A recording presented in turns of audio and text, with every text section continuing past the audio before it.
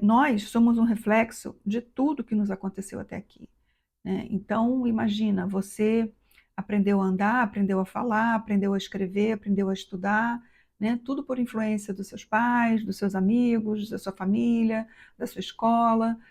Tudo que você é hoje é um reflexo de todos os passos que você deu desde que você nasceu. Aliás, desde que você estava na barriga da sua mãe. Nós vamos acumulando mensagens, acumulando aprendizados, acumulando experiências que nos fazem quem nós somos hoje. E com o dinheiro não é diferente. Você hoje gosta de café porque você cresceu tomando café. Na sua casa o café era uma coisa presente, na sua casa todo mundo tomava café da tarde, isso era uma coisa muito agradável, era uma reunião de família. E aí você cresceu tomando café e hoje você toma café. E o café tem uma mensagem para você importante, subliminar, né? Ela tem memórias subliminares escondidas ali.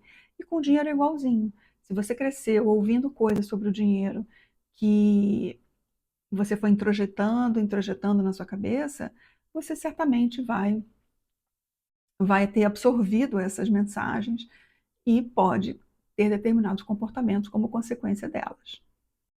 Para exemplificar melhor sobre o que eu estou falando, a gente tem dois estudiosos bastante conhecidos, que são o Ted e o Brad Klontz. Eles criaram um conceito chamado os flashpoints financeiros. O que eles dizem? Eles dizem que nós temos episódios marcantes na nossa vida, que podem ser, por exemplo, a perda de emprego, brigas frequentes na família, ou uma ostentação sem controle. São episódios marcantes que têm pesos emocionais, né? Então, por exemplo, se você cresceu ouvindo seus pais brigando por conta de dinheiro, e aquele estresse todo, e falta de dinheiro para pagar as contas, falta de comida no prato, não sabia se ia ter comida para a família. Tudo isso são episódios marcantes que vão moldando a gente silenciosamente, a forma como a gente encara o dinheiro. E a gente passa a enxergar o dinheiro como uma questão de segurança ou de insegurança, como uma questão de ameaça, como tristeza, né? E a maior parte das vezes a gente passa a enxergar o dinheiro como com uma certa ansiedade, como uma certa preocupação, como uma coisa negativa.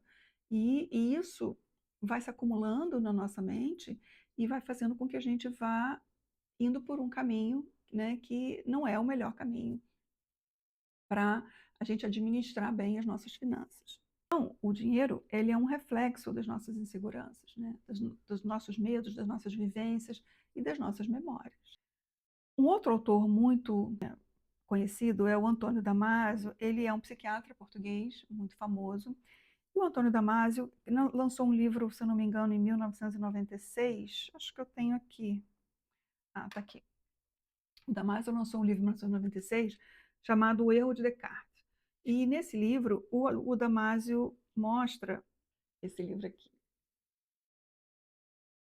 O Damasio mostra nesse livro como as experiências e as emoções que a gente vivencia na vida criam o que ele chamou de marcadores somáticos, né? Que são trilhas neurais que a gente vai construindo ao longo da vida por conta das experiências que a gente vive. Então, vou te dar um exemplo. Se você confia muito numa pessoa e essa pessoa te trai, né? Você certamente passa por um momento doloroso, uma experiência dolorosa para você. E você vai armazenar aquela emoção, armazenar aquela experiência emocional que você teve e você vai usá-la como referência para um dia poder confiar em alguém de novo, confiar ou não em alguém de novo. Então, quando você tiver uma outra oportunidade de confiar em alguém no mesmo patamar da pessoa anterior, aquela experiência que você viveu vai ser extremamente relevante na sua decisão de confiar ou não na pessoa seguinte. E isso para tudo na vida, né? Então, se você já foi mordido por um cachorro, você passou aquele trauma, ficou muito nervoso, né? Guardou uma experiência emocional ali significativa. A partir daí, toda vez que você encontrar um cachorro, a sua decisão de se aproximar ou não de um cachorro vai levar muito em consideração a experiência anterior. O quanto aquela experiência te machucou, o quanto aquela experiência te marcou, quais os aprendizados que você trouxe dela, né? Então, tudo está muito interligado. Porque a gente costuma dizer que a gente tem uma dicotomia entre razão e emoção, mas, na verdade, o Damasio mostrou que não existe essa dicotomia. a, o, o nosso cérebro não toma decisões unicamente racionais ou unicamente emocionais. E Damasio usou para exemplificar essa comprovação o caso do Phineas Gage, que era um capataz de obra de uma estrada de ferro no século XIX, e o Phineas Gage era uma pessoa extremamente trabalhadora, comprometida, ele era um chefe de equipe, e um dia, por um acidente, aqui está a foto dele, e um dia, por um acidente, uma barra de ferro, essa barra de ferro aqui, entrou por aqui na bochecha dele, atravessou e saiu aqui. Foi tão forte que a barra atravessou e saiu, né? Ela não ficou presa na cabeça dele, atravessou e saiu e ficou um buraco na cabeça dele. E todo mundo ficou olhando aquilo, aquele desespero, e o Phineas Gage ficou milagrosamente conversando e parado, e as pessoas falando, olha, tem um buraco na sua cara, né? E imagina naquela época como foi aquilo. E o Phineas Gage não só sobreviveu ao acidente em si, mas ele sobreviveu também às possíveis infecções que poderiam decorrer daquele acidente, né? Por sorte, se é que a gente pode chamar de sorte num momento como esse, a barra foi com tanta força e ela estava tão quente que ela cauterizou os vasos sanguíneos e ele não ficou sangrando. Então, por conta disso, foi mais fácil a sobrevivência dele. Bom, o Phineas Gage saiu desse acidente andando, conversando, aparentemente sem nenhuma sequela. Só que eles começaram a perceber que logo em seguida, assim que Phineas Gage teve alta e tudo, os médicos começaram a acompanhar para entender aquela situação, né, o que ia acontecer com ele. O Phineas Gage começou de uma pessoa extremamente responsável, trabalhadora, ele se tornou uma pessoa impulsiva, raivosa, sem medir consequências, sem nenhuma capacidade de adaptação em sociedade. Ele não conseguiu mais trabalhar, não conseguiu mais ter uma vida ativa. Ele sofreu um dano nesse córtex pré-frontal, especificamente nesse córtex aqui fronto-orbital, e a barra atravessou aqui e passou para cá, né? E esta área aqui é uma área que tem muito a ver com tomada de decisões, com planejamento, com adiamento de recompensas. Então, por exemplo, você quer muito comer um chocolate, mas você sabe que aquele chocolate pode fazer mal, que você vai engordar, que você está querendo emagrecer, e você adia essa recompensa no sentido de eu não vou ter esse prazer agora, imediato, para poder ter uma recompensa lá no futuro. Isso, quem faz este trabalho aqui de adiamento de recompensas é esse córtex pré-frontal. E o Phineas Gage perdeu isso. O que aconteceu em consequência?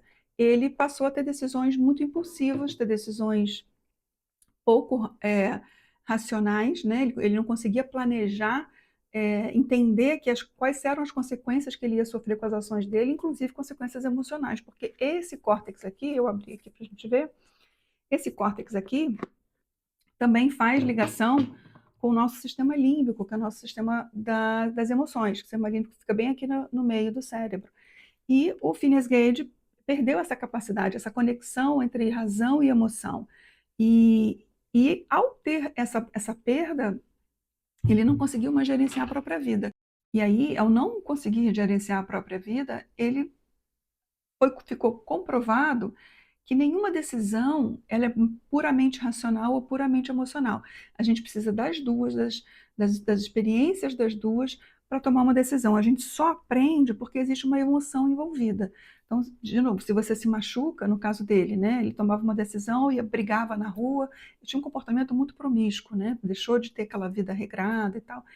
E aí ele brigava na rua e apanhava e se machucava e sofria com aquilo, mas ele não conseguia aprender isso para usar na próxima, na próxima briga que ele ia ter, porque ele não conseguia mais trazer esse aprendizado emocional que é muito importante na hora que a gente vai tomar uma decisão seguinte. Então, por isso, é muito importante a gente entender que não existe razão pura nem emoção pura.